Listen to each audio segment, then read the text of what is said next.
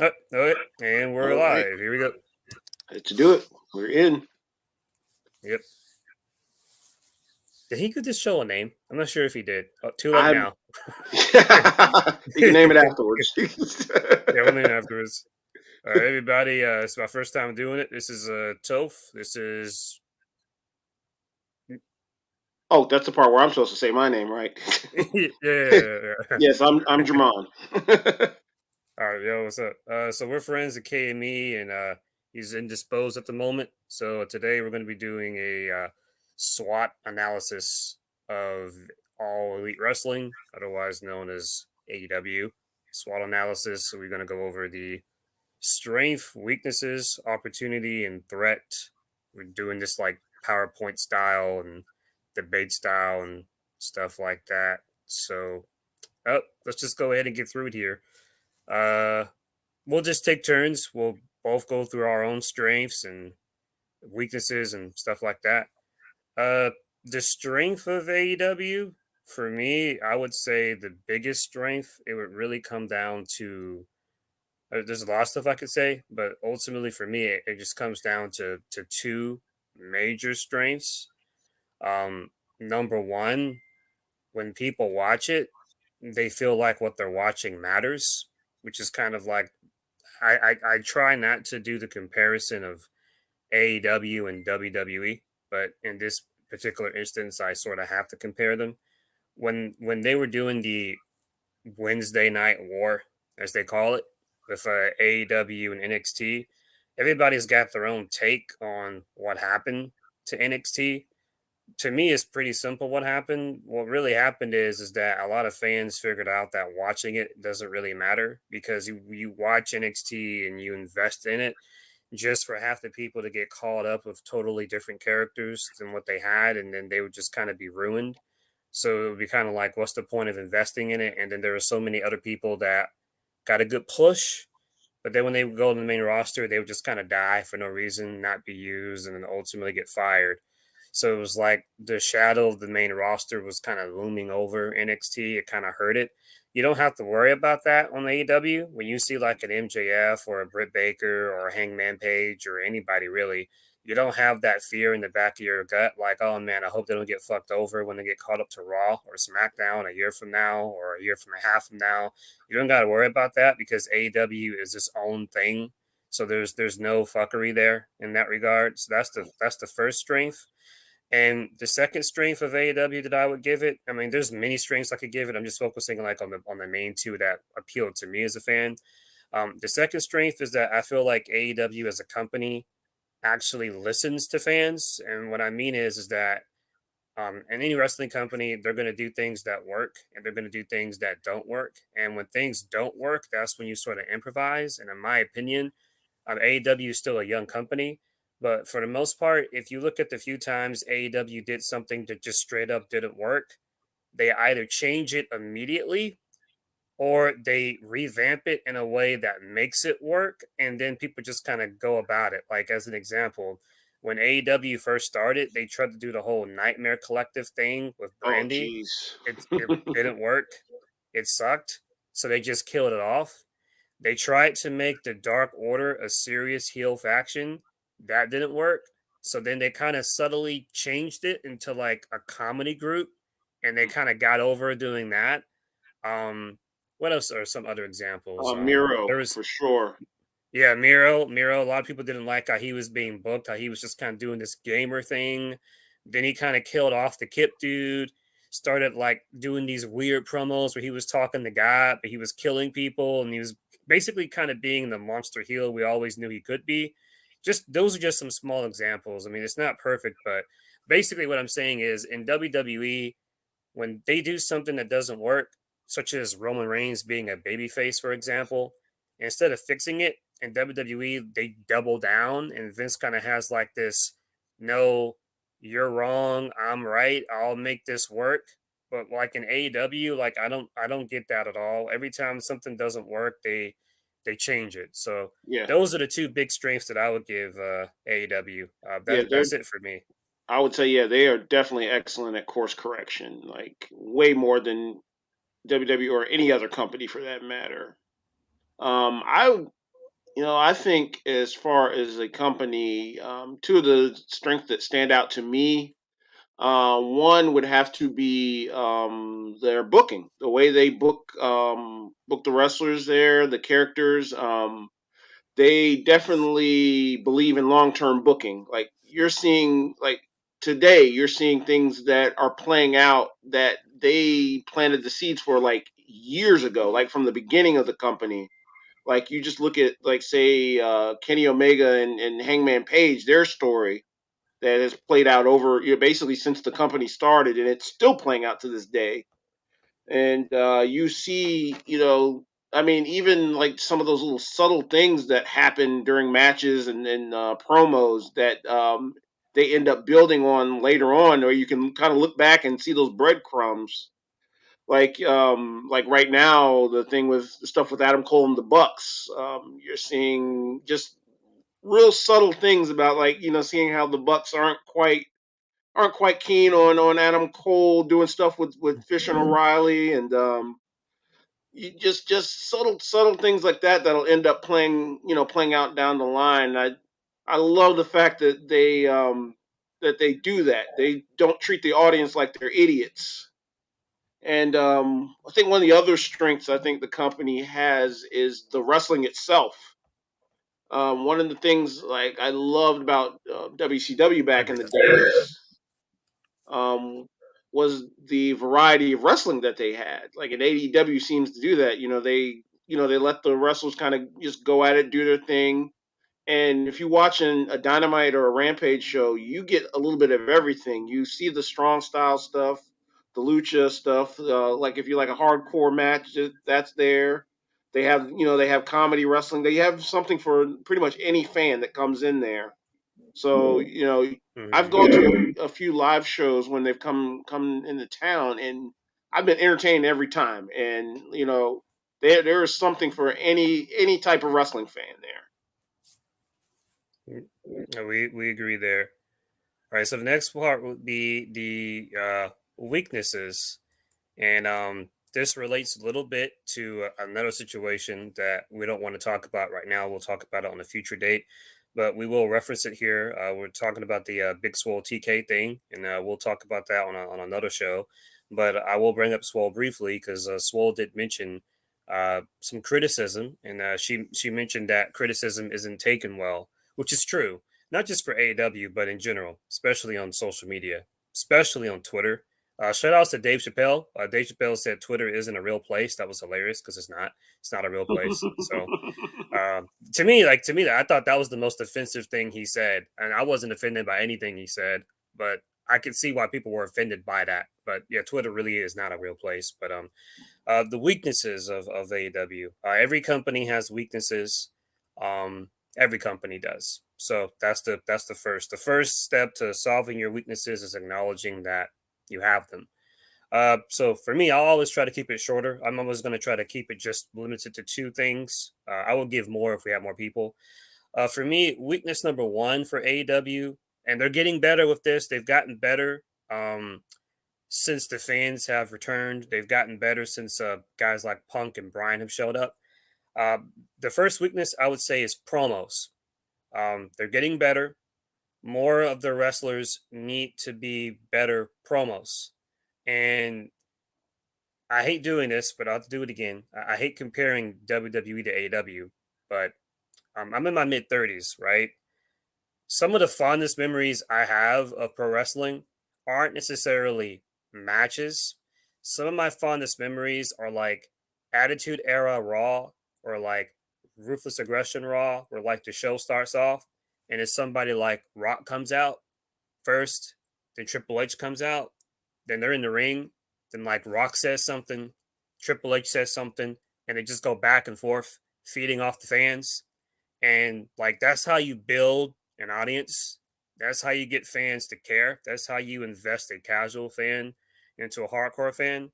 And I think what happened is WWE got too reliant on that formula, especially during the authority era where you had like Triple H, Stephanie, and all those guys. Like, how many Raws have we seen in the 2010s that would start off with like Vince, Stephanie, Triple H, or whoever cutting a promo? being interrupted by Cena, Roman, or whoever. They go back and forth for like 25 minutes. That sets up the matches for Raw later that night.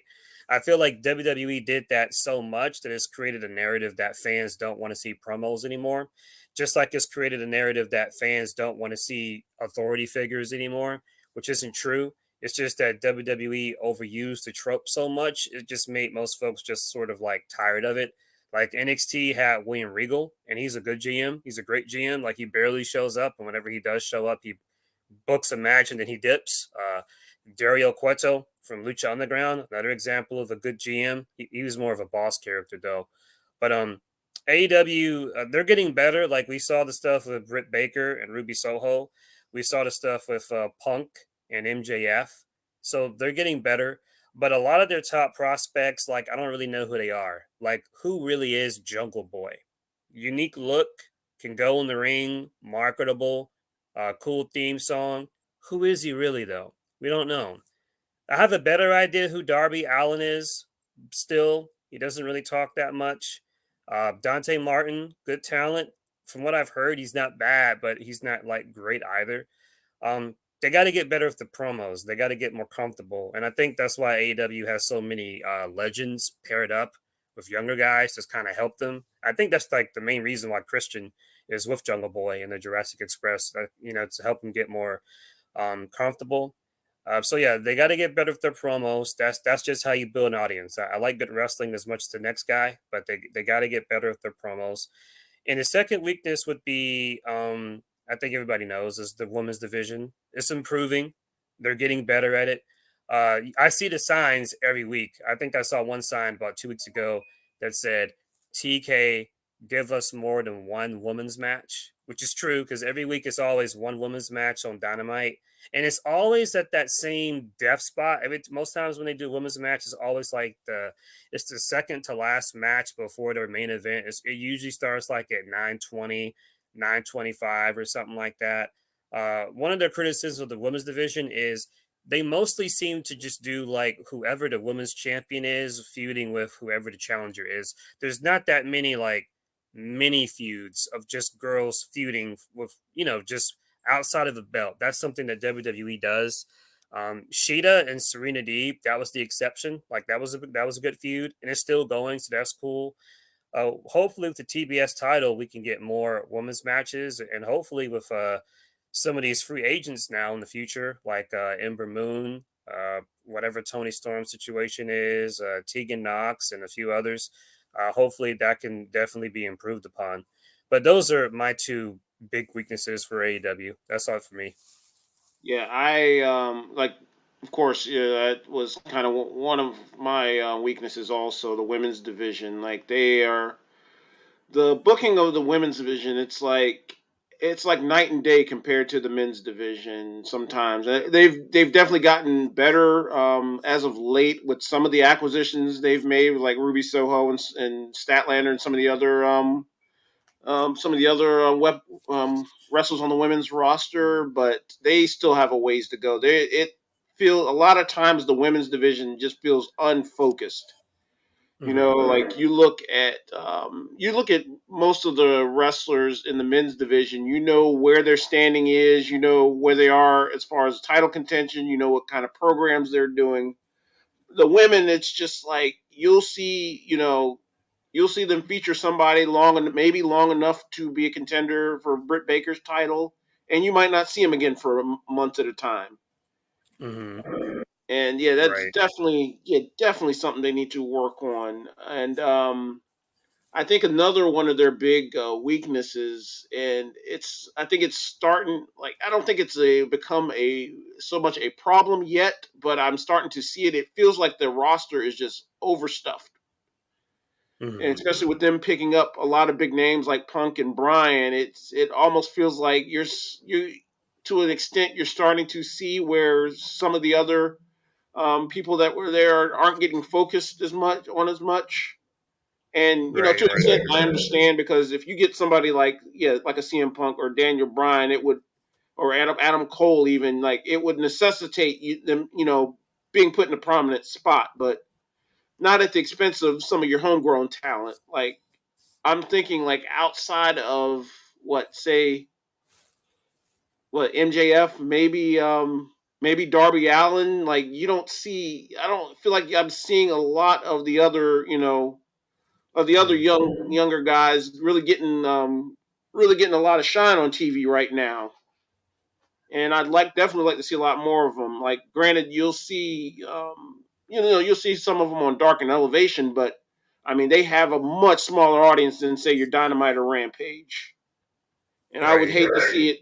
I would hate to see AEW and down the line becoming like say like an Impact or something during those Bischoff years where they were just bringing in guys and then pushing them to the top of the card while a lot of their homegrown talent were just getting forgotten Mhm.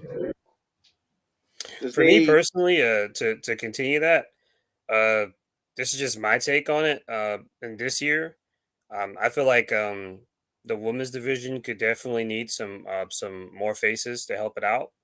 Um, and their tag division is always going to be good.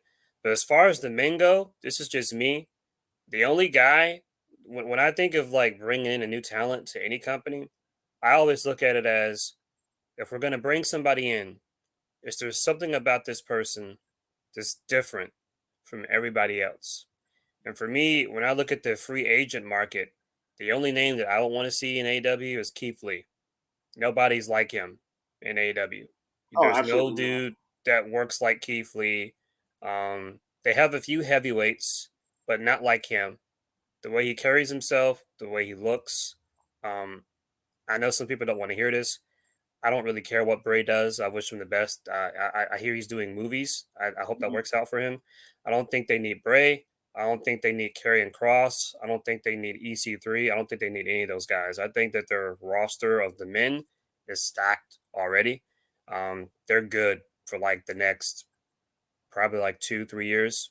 I think they're good. I will go after Keith and maybe Shane Strickland if he's going to be a part of Alistair's group, the House of Black, because they're good friends in real life. Other than Right. that, like I don't think they need any more guys, but they're probably going to get more. Like I'm hearing rumors that they might get Gargano, and that's great. Gargano's a nice wrestler, but when you look at AEW's roster, they already have a lot of guys like Gargano. They already got MJF, they got Dante Martin, they got Darby, Sammy Guevara, Ricky Starks. Like there's many. I'm leaving many out. Adam Cole, Kyle O'Reilly. Like they have many guys who already wrestle like Gargano. To me, getting Gargano at this point would be like if you're playing Call of Duty, you're playing Halo. Like you have so many like shooting games. It's like what do you need another shooting game for? Like get something different. But Right. that's just how I look at it. But Yeah, it's like at this point, like especially when I see AEW acquiring new talent. Like my first question is, well, where are you putting this guy? And it seems like now, like you don't, you have. It's almost an embarrassment of riches, though. But it's like you're already seeing certain guys. Like where are we even going to put this guy? What are we going to do with him? What kind of story or whatever or is he going to be involved in? Like you always saw with Malachi Black, like it wasn't until I guess now with the teasing the House of Black thing, it's like what has he been doing? It's like he's been just kind of just spinning his wheels for a little bit after the Cody feud. And I would hate to see some great talent come in there and then having nothing nothing for them basically. Like if they're you see guys come in and basically relegated to like I say a darker elevation for Lord knows how long just because because and like I said like right now you have certain people on your roster like their star power is to the level where you have to feature them in certain things. Like it's almost to the point now where like Rampage has just started and they already seem like they need another hour. yeah, yeah. I appreciate them doing an hour though. It reminds me of Sunday Night Heat back in the Yeah. day when Heat was just an hour. So, all right, the next one is a opportunity. Now I'm not sure about this one. I guess I'm just gonna take it literally, as like opportunities that they could do. This is a little bit harder. For this one, let's say I got a message from KME. Okay, he says he's running late. Had to go to the hospital.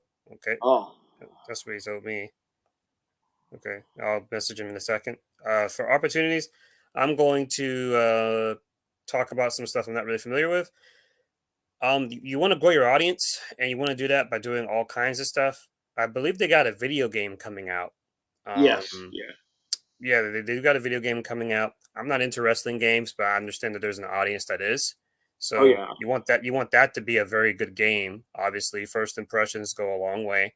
The only thing I know about it is the people working on it are the same people that worked on the N64 games from back in the day, and everyone tells me those games were great. So that's a Those are like in the gaming community, as far as wrestling games, that is like the pinnacle of games. No pun intended, but like yeah, right, no right. So they mercy want and what's right. So that? they want to focus on that. They should definitely focus on the video game thing. Um, any type of publicity they can do, like for better or worse, like we can talk shit about WWE all we want, you know, like having the Miz like appear at the Kids Choice Awards, that's like great PR for WWE. Like, we've all seen it before. Like you're in the grocery store shopping, you're in the cereal section, and you see like, I don't know, Becky Lynch or Sasha Banks like on a cereal box or something. So, stuff like that. They already got the toys. I know they got some figures. So Yeah, that's the start. They got some merch already. That's the start. They got a phone game. I'm not into phone game. That's a start. I'm trying to think of anything else that they can do because this is like something I'm not really familiar with. I think. Well, I think Hot does Hot Topic have any of their merch at all? I can't. I know they They used to have, have the Buck stuff back when yeah, they were in New Japan. yeah. What have you? I used to see Bullet Club stuff in there all the time, like pre AEW. I remember like the Right. craziest thing was like in 2018. I went to a Hot Topic and I saw a Cena shirt right next to a Bullet Club shirt, right next to an Elite shirt, and I was like, "Wow, that's pretty crazy." Yeah. Because I remember seeing a lot of Bullet Club and Elite shirts. It was almost like NWO level for a bit, where you're just seeing the shirts like everywhere for a period of time. If there's any of the AEW stars, if they can get like some kind of like, I know Cody's got the whole Go Big Show thing, like that's good for him. That's probably Right. the main reason why he's TNT champion. That I think about it, because Go Big Show does come on TBS, TBS champion, and I'm sure Right. sometimes Go Big Show might even come on after Dynamite. So I didn't even think about that till I thought Well, about it. between that, So yeah, and then in his reality show with Brandy, yeah, yeah. So if any wrestlers can get more stuff like that, that's good. yeah. You know, I'm thinking, there's just yeah, I'm definitely thinking, getting, yeah, if you can get, especially if you can manage to get some members of your roster on, on the talk show circuit. Say you're like your Good Morning Americas and like Jimmy Fallon and what have you. 'Cause, you definitely see like say your Roman Reigns or certain WWE stars pop up on various talk shows out there, especially during Mania season. If they can manage to get to get themselves out there like that. Like there's a lot of people that are probably don't even know AEW exists that would that'd be some new eyeballs on the product definitely. Yeah, totally agree. I can't think of any other opportunities. So unless you can think of something, that's all I can The think of. only other thing I can really think of, and this is like this is obviously related to WWE, but just the pool of talent that's out there from all these releases. Because I've been doing over the past year, WWE's released what over 80 people. Yeah, So over 80. there's definitely an opportunity to kind of cherry pick that pool and get some of the best the best talent that's out there that WWE may have overlooked. Because like you said, like a Keith Lee or something like that, there are people out there that WWE completely dropped the ball with that AEW could really use and really elevate their product. Right. So the last one is threat, strength, weaknesses, opportunity, threat. So for threat, again, this one's ambiguous. So I guess we're talking about things that could be a threat to AEW, something they should look out for. I'll be real. I'm going to go straight to the juggler here. The previous entries here, I've had two things to say at least. For this one, I only have one thing. For me, AEW only has one threat, and nobody really wants to go after it. So I'll say it. To me, the biggest threat is Tony Khan himself. Uh, TK, there's a time and there's a saying. Uh, the old folks used to say, uh, "Is this the hill you want to die on?" Um, Mm. there's a time and there's a place to fight. Choose your battles wisely. And this was something I did talk about the KME because KME did say try to keep things like not too controversial or anything. So uh, there's a term that was existing around Ronald Reagan's time. I think it was called Reaganomics. That's what it was referred to, Reaganomics. To me, there is a term with Donald Trump. It's called Trumpism, and it's not what people think. Many people have been doing this, but to me, Donald Trump was the first celebrity or president or whatever to do this. Trump would do this thing where he would be on his phone and like the first thought that came to his head, he would just tweet it without thinking about it, without proofreading it.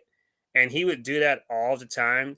I used to always joke and say that if you really want to piss off Trump, someone steal his phone or lock him out of his Twitter. Like he wouldn't know what to do. I call it Trumpism. Trumpism is just this thing where you post on social media, you don't think about it, you don't proofread it. And when you follow different celebrities on social media, you can tell who's posting as themselves, and you can tell like who has an agent or like a girlfriend or a wife who like goes through their stuff, and you can see that TK is the type of person who doesn't think before he tweets. He just tweets like a bunch of just random stuff. So I'm not going to go into the big swole TK thing. But what I will say is that I'm not too familiar with TK's outside projects. But what I do know is that he is part. Oh, I know what it is. He's part of that other show, Busted Open Radio, with Mhm. Bully Ray and the Dave Lagretta guy. And from what I understand, he's a regular on that show. Like he calls in once a week or something like that. So what made the Big Swole thing kind of weird was he could have just said nothing and then called in on that show to sort of say his piece. But instead, he went on Twitter and he tweeted what he said, which was just kind of dumb in retrospect because there's certain times of year or there's certain days of year where like there shouldn't be any drama, like the 4th of July, Thanksgiving, Christmas, New Year's. Like there are some days where you're just chilling with your friends and family. So when I logged on Twitter on New Year's Eve, and when I saw Leo Rush say TK apologize, I was like, wait, what? Then I clicked on the tweet and saw that, and like all that could have been avoided if TK just basically didn't say anything. It's like the Tessa Blanchard thing that happened, back in 2020 where she did that tweet and all the girls called her out. Like if Tessa never tweeted anything, none of that would have never happened. And as far as we know, she could possibly be in WWE by now. But she tweeted it. And then when TK did all that, he actually buried his own women's match because Anna Jay, Tay Conti, Penelope the Bunny had a kick ass match. And it wasn't even the talk of town, the stuff with TK and Big Swole was. Right. So, and a lot of times on Twitter, people do a really bad take and then they delete the tweet, but he didn't. Just the whole thing was just like unavoidable. So for me, the biggest threat for me to AEW is TK himself. He needs to just sort of just tone it down, understand that less is more, do the Paul Heyman thing, where because when Paul Heyman was doing ECW, he just kind of kept to himself. Um, he's just kind of his own biggest enemy sometimes. It's very clear that he doesn't take criticism very well. He doesn't. Like imagine if Vince McMahon released Drew. Imagine if Drew McIntyre got released by WWE, and then Vince McMahon goes on Twitter and says Drew was never good. You never see that. Imagine if Eric Bischoff said that about Lex Luger or Booker T or DDP. If Twitter was a thing back when WCW was around. Imagine if Dixie Carter in 2010 went on Twitter and said Jay Lethal was never good after he got like they would just never do that. So, especially when you can find a tweet from last year where he was putting over Big Swole, like that whole thing was just a bad look. Just like I'm a AEW fan, but that was just indefensible right there. So for me, the biggest threat to AEW is TK himself. He just needs to tone down, less is more, and just like stay off Twitter, dude. It's just not for you, man. Stay off. I mean, if you want to do Twitter like after a pay per view, your little those little media calls he does, like that's fine. Like that's fine. Or like if you want to promote a match, that's fine. If you want to do the so and so is all elite, that's fine. But like just going after people for no reason when it's like no, like that's not a good look. So that's my big weakness for or big threat. I'm sorry. That's the big threat for AEW. That's the biggest threat. That's Yeah. all for me. I think to me the only threat I could even think of to this company is well, let's be honest, WWE. Um, there is literally no other company like in professional wrestling right now that is even close to being on the same level as either WWE or AEW. Like everybody else is like a distant third. Um, and I say WWE, but I mean in particular Vince McMahon. Now we've seen him. It's been a while since he's actually had some legitimate competition, and you see what he is capable of when pushed into a corner, when he's backed into the corner. And I'm afraid of seeing what he's going to do in the coming years, once, especially when he decides to actually acknowledge AEW and acknowledge them as a threat. Like I can definitely see, like, I mean, you see it, they're kind of playing with it in a storyline, but I can actually see some actual bidding war happening for like MJF.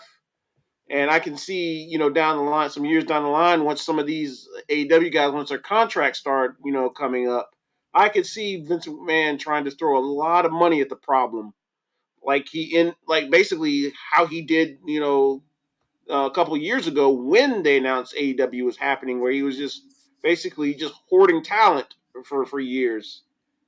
Like he doesn't, and that's the sad thing because he could care less what happens to these guys after he wasn't doing anything with any of these people he tried to throw money at to keep away from AEW. He just wants to keep them from having them.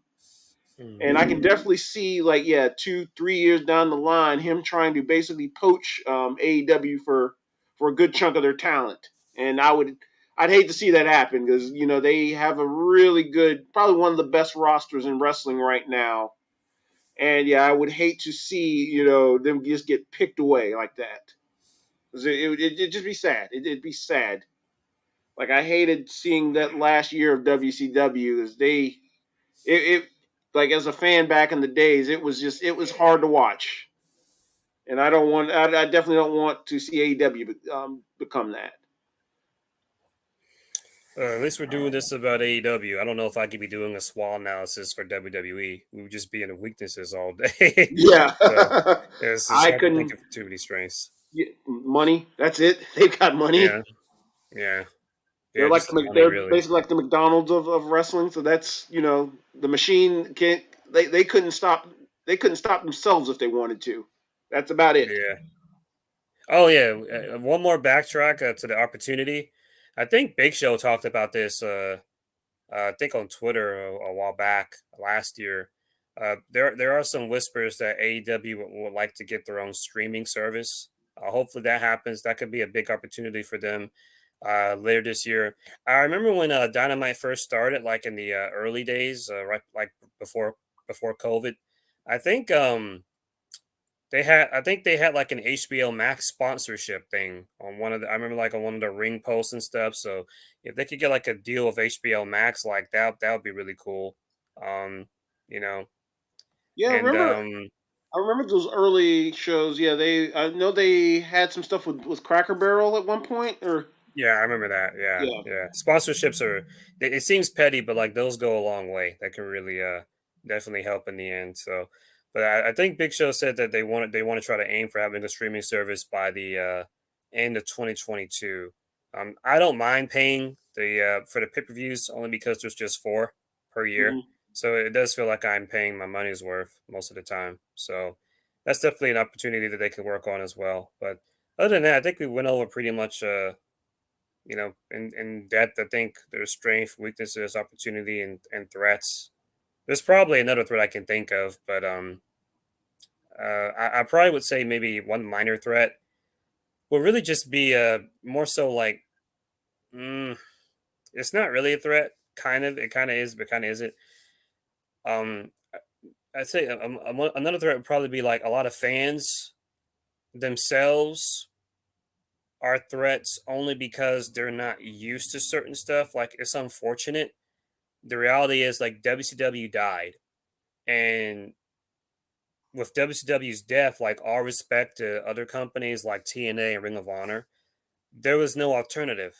So you have a new generation of wrestling fans that were born in a world where WWE was the only dog in town.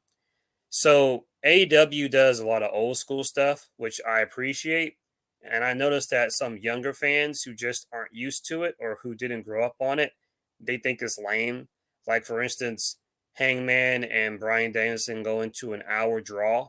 Like I remember seeing some draws when I was a kid. I remember like watching WCW TV title matches with like William Regal and Steamboat